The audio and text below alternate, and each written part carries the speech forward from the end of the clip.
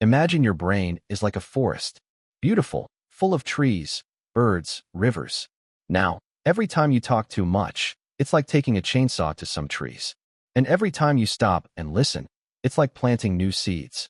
It may seem like an exaggeration, but what if it isn't?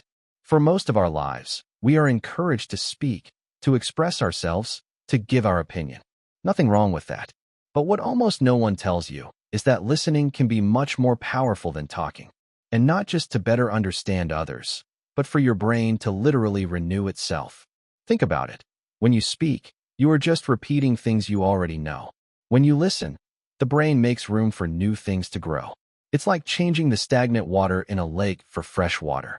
If you want to plant more fresh ideas in this forest that is your brain, sign up here and let's cultivate together. But let's go back a bit. In the village that is your brain, there are very important residents, neurons. They are like little messengers running from one place to another carrying information. But these messengers don't like traffic. And guess what creates mental traffic? Noise. A lot of noise. And one of the main sources of noise is nonstop talking. Calm down. It's not that talking is bad. But when you're always trying to speak, respond, or give your opinion before listening, you prevent these messengers from doing their job calmly. Listening is like opening new avenues for them to travel. Now, think about a typical conversation. Someone starts talking, and before they even finish, your head is already preparing your answer. This is like trying to water a plant while you're sawing off its branch. It doesn't work. Studies show that when you really listen, and I mean really listen, paying attention to the words, the tone of voice, even the pauses, your brain activates areas linked to empathy, memory, and creativity. And when these areas become activated, they create new connections. Do you know what that means? Regeneration. It's as if the act of listening is a silent gym for the brain. Every time you hear something new and process it calmly, you strengthen mental muscles that were half forgotten. But let's bring this to a practical story. Imagine an elder of a village. He speaks little, listens a lot, knows everything. And when he finally says something, everyone stops to listen. This guy didn't get there just because he lived a lot. He trained his brain for decades by listening. While most people spend energy trying to prove a point, he was collecting information, understanding patterns, storing wisdom. Basically, talking is like spending money. Listening is like receiving. If you only talk, your mental account will empty. If you listen, you will accumulate mental wealth. And here's a curious detail. When you listen carefully, your brain releases dopamine. Yes, the same neurotransmitter linked to feelings of pleasure and reward. It's like he's saying, congratulations, you just got a bonus for not interrupting the other guy. Now, of course, there's a trick. There's no point in pretending to listen while your mind is thinking about the shopping list. The brain senses when you are truly present. And it is in this presence that the magic happens. Another little talked about benefit is that listening more reduces stress.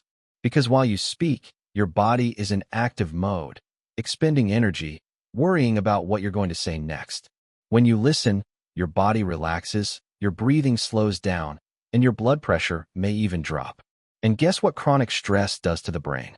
It weakens connections, kills neurons, and reduces memory. In other words, listening is like giving your brain a vacation. Now, if you're thinking, but I like talking, the good news is that you don't have to stop completely. The idea is to find a balance. Speak when it's really necessary and listen the rest of the time. It's like watering a plant just the right amount, neither soaking it nor letting it dry out. But what if we went deeper? What if the silence between lines was as important as the words themselves? Because, in silence, the brain processes, organizes, and stores what you just heard.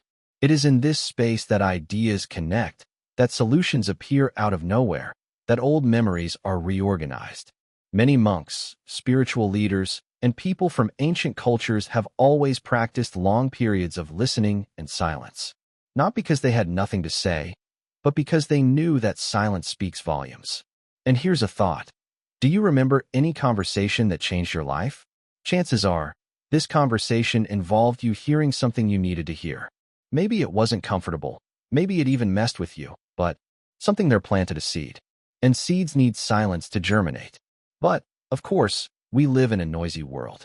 Social media, news, cell phone notifications, people talking all the time. It's like trying to grow a vegetable garden in the middle of a carnival. If you want to regenerate your brain, you need to create moments of noise-free zone. It can be simple. Put your cell phone aside. Look into the eyes of the person speaking. Don't interrupt. Absorb every word. And you know what's most amazing? The more you listen, the better you communicate. Because listening isn't just about being quiet. It's about truly understanding what the other person meant. And this makes you respond more intelligently, more empathetically, and more connected. That's why, ironically, the people who listen the most are the ones everyone wants to hear. Another interesting thing, listening more can even physically change your brain.